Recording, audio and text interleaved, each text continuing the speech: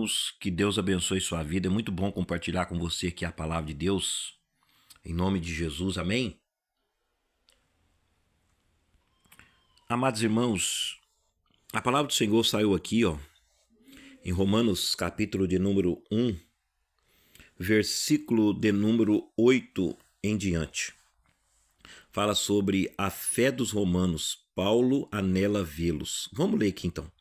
Primeiramente, dou graças ao meu Deus por Jesus Cristo, acerca de vós todos, porque em todo mundo é anunciada a vossa fé.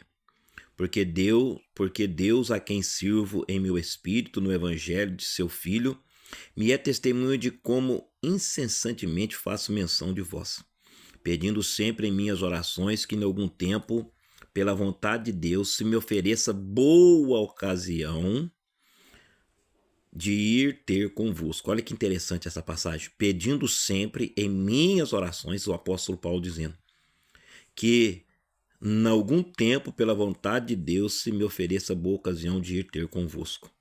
Porque desejo ver-vos para vós comunicar algum dom espiritual, a fim de que sejais confortados. Isto é, para que juntamente convosco eu seja consolado pela fé mútua, tanto vossa como minha. Olha que interessante essa passagem aqui agora. Não quero, porém, irmãos, que ignoreis que muitas das vezes propus ir ter convosco, mas até agora tenho sido impedido, para também ter entre vós algum fruto, como também entre os demais gentios. Eu sou devedor tanto a gregos como a bárbaros, tanto a sábios como a ignorantes. E assim quanto está em mim, estou pronto também para vos anunciar o evangelho a vós que estáis em Roma. A palavra do Senhor diz aqui que o apóstolo Paulo, ele foi impedido, olha aqui para você ver que tremendo, olha, impedido de ir pregar a palavra de Deus ali para aqueles irmãos. Eu sou devedor tanto a gregos como a bárbaros, tanto a sábios como ignorantes. Paulo se sentia devedor em não conseguir realizar o seu propósito central, que era pregar a palavra de Deus. E assim quanto está em mim, estou pronto para também vos anunciar o evangelho a vós que estáis em Roma. E muitas das vezes nós nos perguntamos, será que nós estamos prontos? Será que nós estamos prontos para pregar o evangelho, para os gregos, para os bárbaros, para os sábios, para os ignorantes? Amém? Então vamos continuando aqui. Porque não me envergonho, o apóstolo Paulo diz, não me envergonho do evangelho de Cristo, pois é o poder de Deus para a salvação de todo aquele que crê, primeiramente dos judeus e também do grego. Porque nele se descobre a justiça de Deus de fé em fé, como está escrito, mas o justo viverá pela fé. Então, a mensagem central do apóstolo Paulo aqui em Romanos é: porque não me envergonho do evangelho de Cristo. Aí eu pergunto para os amados irmãos que estão me assistindo aqui agora, será que nós temos nos envergonhado do evangelho de Cristo? Pois é o poder de Deus para a salvação, olha aí, de todo aquele que crer. O que Jesus disse? Todo aquele que crê e será batizado. Todo aquele que crê e for batizado será salvo, mas quem não crê já está o quê? Condenado. Então, o apóstolo Paulo está nos chamando aqui, porque não me envergonho do evangelho de Cristo, pois é o poder de Deus para a salvação de todo aquele que crê, primeiro dos judeus e também do grego, porque nele se descobre a justiça de Deus de fé em fé, como está escrito, o justo viverá pela fé. Será que nós podemos viver pela fé? Porque será que nós podemos andar pela fé? Será que nós podemos ver a mão de Deus sobre a nossa vida? Você não está vendo a porta aberta, mas você crê? Você não está vendo Deus abrir a porta, mas você crê? Você não está vendo o agir de Deus, mas você crê? Porque do céu se manifesta a ira de Deus sobre toda impiedade e justiça do homem que detêm a verdade em injustiça, porquanto que de Deus se pode conhecer neles, se manifesta, porque Deus lhes manifestou.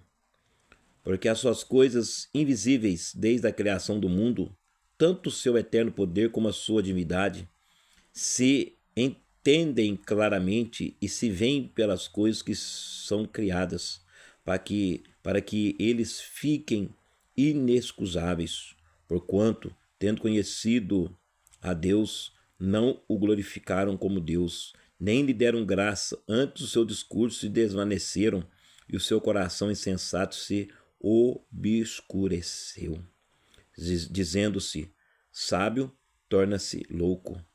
Olha que tremendo, hein? E mudaram a glória do Deus incorruptível em semelhança da imagem de homem corruptível, e de aves, de quadrúpedes e de répteis. Olha que tremenda essa passagem aqui, ó. E mudaram a glória do Deus incorruptível em semelhança da imagem de homem corruptível, e de aves, de quadrúpedes e de répteis. As imagens de idolatria hoje. Mudaram a glória do Deus incorruptível, invisível, que nós não estamos vendo ele aqui, mas ele está aqui, em semelhança da imagem de homem corruptível, de idolatria, de aves, de quadrúpedes e de répteis, pelo que também Deus os entregou às concupiscências do seu coração, à imundícia, para desonrarem o seu corpo entre si. Pois mudaram a verdade de Deus em mentira, e honraram e serviram mais a criatura do que o Criador. Bendito é... Vou ler de novo. Pois mudaram a verdade de Deus em mentira, e honraram e serviram mais a criatura do que o Criador, que é bendito eternamente. Amém. Irmãos, que passagem é essa? Que tremenda, hein? Pelo que também Deus os entregou às concupiscências do seu coração, a imundícia, para desonrar o seu corpo entre si. Meus irmãos, quanta prostituição no dia de hoje, hein? Quanto pecado no dia de hoje, quanta coisa errada no dia de hoje, pois mudaram a verdade de Deus em mentira, honraram e serviram mais a criatura do que o Criador, que é bendito eternamente. Amém. Que nós possamos refletir nessa palavra, irmãos. Que essa palavra faça jus sobre a nossa vida. Mudaram a glória do Deus incorruptível. Que o Senhor tenha misericórdia de nós. Em semelhança da imagem de homem corruptível, e de aves, e de quadrúpedes, e de répteis. Pelo que também Deus os entregou às concupiscências do seu coração. Quando as pessoas mudam a glória de Deus, quando as pessoas corrompem a glória de Deus, o próprio Deus as entrega às suas próprias concupiscências do seu coração, as imundícias. Você está entendendo? Então eles mudaram a verdade de Deus, que é a palavra do Senhor, passou a ser mentira, porque as pessoas, tem gente que crê que isso aqui é mentira. Que nós possamos estar firmes na presença de Deus, irmãos. Que nós possamos estar olhando somente para Jesus, autor e consumador da nossa fé. Aquele que tem poder para mudar a nossa vida, a nossa história, irmãos. Voltemos-nos ao Senhor, pois Ele é o Criador de todas as coisas. Bendito seja Deus por essa palavra.